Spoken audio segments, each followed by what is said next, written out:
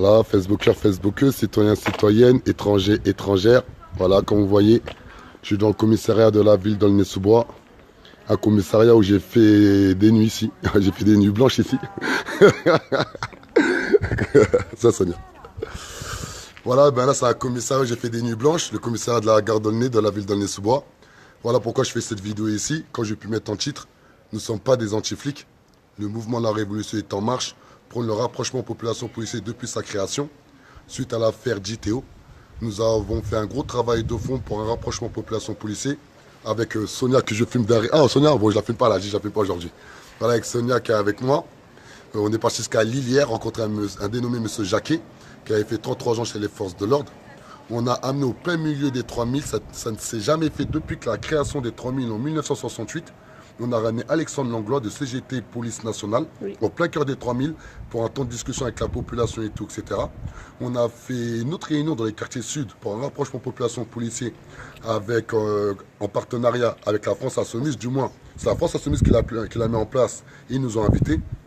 On a fait plusieurs propositions, qu'on a fait exactement 14, qu'on a réduit à 5 propositions, qu'on a soumis au directeur de la police municipale de la ville d'Aulnay-sous-Bois, à l'île de la jeunesse d'avant qui s'appelait Mohamed Ayadi, qu'on a soumis au maire de la ville d'Aulnay-sous-Bois, au préfet de la Seine-Saint-Denis, M. Durand. On a sollicité toutes les institutions afin de faire un rapprochement population policier. Aucune institution nous a contacté ou serré la main ou tendu la main ou allé dans notre sens. Elle est là la réalité. C'est qu'ils parlent tous de rapprochement population policier, mais à aucun moment ils nous ont tendu la main. La preuve, même ici, l'ancien commissaire s'appelait M. Lafont. On l'avait contacté à plusieurs reprises. À aucun moment il a daigné ne stress répondre à nos sollicitations. Pourquoi on est là aujourd'hui? Car demain, à 14h30, nous sommes à Bagnolet, devant les sièges de unité SGP Police FO, Force ouvrière, des syndicalistes de merde, clairement. Sonia, désolé, mais parfois c'est la réalité. Je déteste ces syndicalistes qui instrumentalisent leurs adhérents. Je déteste ce genre de syndicalistes. Pourquoi nous sommes là? Car Yves Lefebvre, le secrétaire général de unité SGP Police FO, je l'ai rencontré sur un plateau télé. Lorsque je l'ai rencontré sur un plateau télé, je lui ai dit, voilà, nous, on souhaite faire un rapprochement population policier. Donc, on se rapproche des syndicats qui parlent au nom des policiers, car les policiers sont soumis à un devoir de réserve. Logique. Il me donne son numéro de téléphone. Il me dit, monsieur, vous parlez très bien, vous avez une vraie vision, on peut travailler ensemble.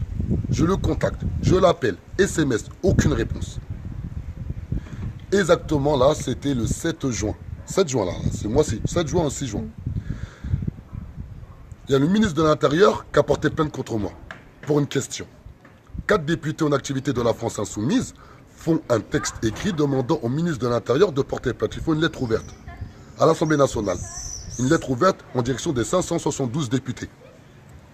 Unité SGP Police FO, vu que ces syndicats de merde font de la politique, ils se permettent d'instrumentaliser ce message de paix, d'amour et de compassion des députés de la France Insoumise pour faire une mobilisation devant les sièges de la France Insoumise hyper médiatisée.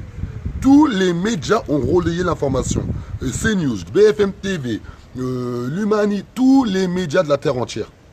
Mais mon père, il a vu. Monsieur Traoré, Maténé Traoré, il a vu sur la télé, il m'a dit, Adama, j'ai vu les policiers manifester contre Adama Traoré. C'est toi? Je rigole, mais au fond de moi, j'ai la rage. Car ces personnes-là sont des irresponsables. Yves Lefebvre, il avait mon numéro de téléphone. Sur Facebook, je suis joignable. À aucun moment, ils ont daigné me recevoir afin de comprendre nos revendications ou pourquoi on s'est mobilisé pendant plus de 2 mois devant les sièges de Alliance Police Nationale. Un autre syndicat qui fait de la politique aussi. Car ils se sont permis de salir l'image des quartiers, salir l'image de la ville d'Aulnay-sous-Bois, mais surtout salir l'image de Théo, mon petit frère, que je vais me battre bec et ongle afin de faire en sorte que les 5 policiers aillent en prison pour la morale publique. Donc, demain, s'il vous plaît, on a besoin de soutien. Demain à 14h30, ça va Bagnolet, c'est vite fait. Quoi? Non, continue. Ouais, plus trop de batterie. Ouais, on va arrêter. On va aller, on sera à Bagnolet. Donc venez nombreux, s'il vous plaît. On a besoin de soutien. Et si vous ne pouvez pas venir, soyez connectés sur Facebook, partagez un maximum, likez un maximum, car la lutte contre les syndicats de police, ça fait que de commencer. Là, il y a Alliance Police Nationale. SGP, ils veulent se rentrer dans la danse. Eh bien, qui rentrent dans la danse. Il y a l'UNSA aussi. L'UNSA, eux, c'est la prochaine cible.